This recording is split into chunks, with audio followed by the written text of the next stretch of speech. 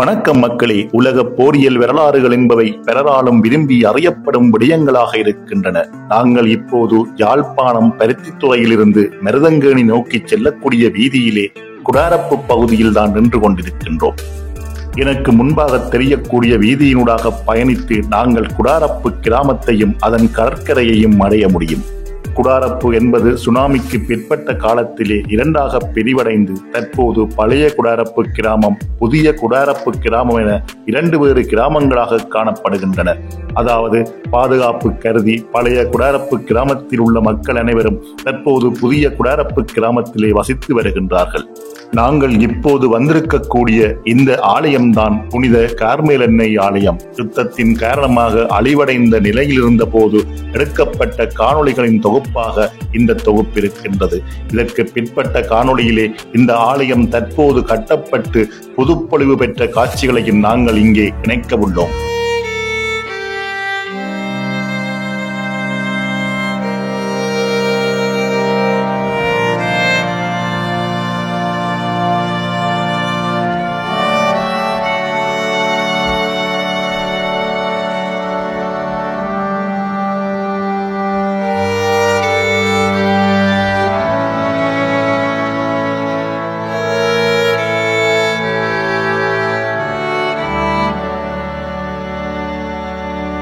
இதுதான் புதுப்பொலிவு பெற்ற புனித கார்மேல் அன்னை ஆலயம்.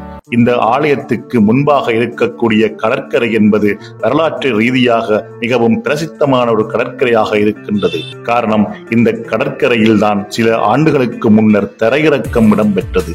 இந்த தரையிறக்கமானது குடாரப்பு தரையிறக்கம் என அழைக்கப்படுகின்றது. உலக போரியல் வல்லுநர்களால் ஆச்சரியத்துடன் பார்க்கப்படுகின்ற ஒரு தரையிறக்கமாக இந்த தரையிறக்கம் நடைபெற்றது.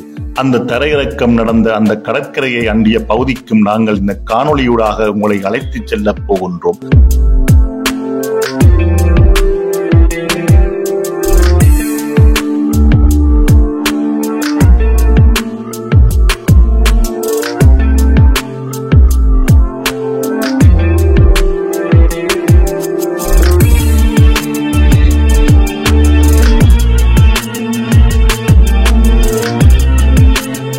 இந்த குடாரப்பிலே அழிவடைந்த நிலையில் இருந்த புனித கார்மேல் அன்னை தேவாலயத்தையும் அதற்கு பிற்பாடு அங்கே கட்டி எழுப்பப்பட்ட புதிய கார்மேல் அன்னை தேவாலயத்தையும் பார்த்துவிட்டு இந்த குடாரப்பு கடற்கரைக்கு அண்டிய பகுதிகளையும் நாங்கள் இப்போது உங்களுக்கு காட்சிப்படுத்துகின்றோம்.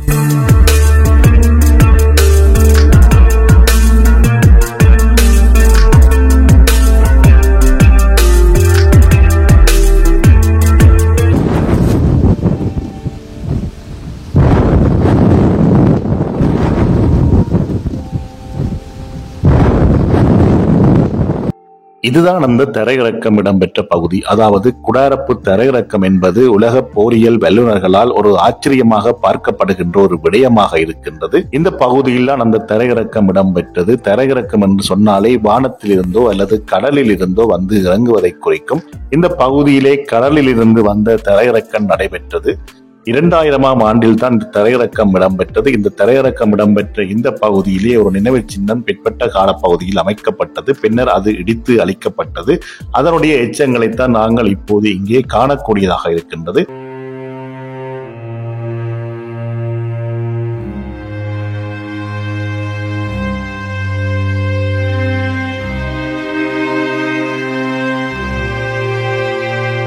எனவே நண்பர்களே, இந்த காணொளியின் முதற் பகுதியினூடாக யாழ்ப்பாணம் வடமராட்சி கிழக்கு குடாரப்பு பகுதியையும் அந்த குடாரப்பு பகுதியில் இருக்கக்கூடிய புனித கார்மேல் அன்னை ஆலயத்தின் இருவேறு தோற்றப்பாடுகளையும், அந்த குடாரப்பு கடற்கரையையும், அந்த குடாரப்பு கடற்கரையில் நடைபெற்ற தரையிறக்கம் சம்பந்தமான விடயங்களையும், அங்கே எஞ்சியிருக்கக்கூடிய விடயங்களையும் பார்த்துவிட்டு நாங்கள் இப்போது குடாரப்பு கிராமத்துக்கு அருகில் இருக்கக்கூடிய, அதாவது கிட்டத்தட்ட 2 கிலோமீட்டர் தொலைவில் இருக்கக்கூடிய நாகர்கோயில் பகுதிக்கு வந்திருக்கின்றோம். இந்த நாகர்கோயில் பகுதியிலே பிரதானமாக ஒரு ஆலயம் அமைந்திருக்கின்றது. இந்த ஆலயம் நாகர்கோயில் நாகதம்பிரான் ஆலயம் என அழைக்கப்படுகின்றது.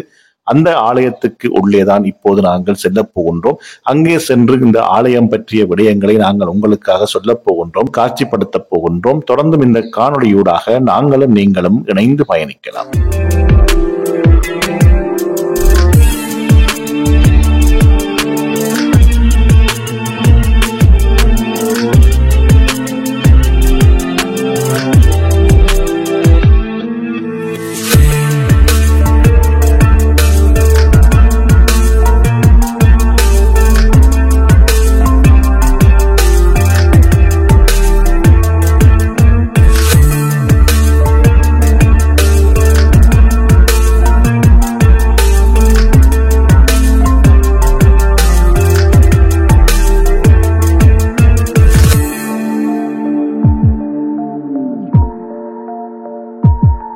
இதுதான் நாங்கள் வந்திருக்கக்கூடிய நாகர்கோயில் நாகதம்பிரான் ஆலயம்.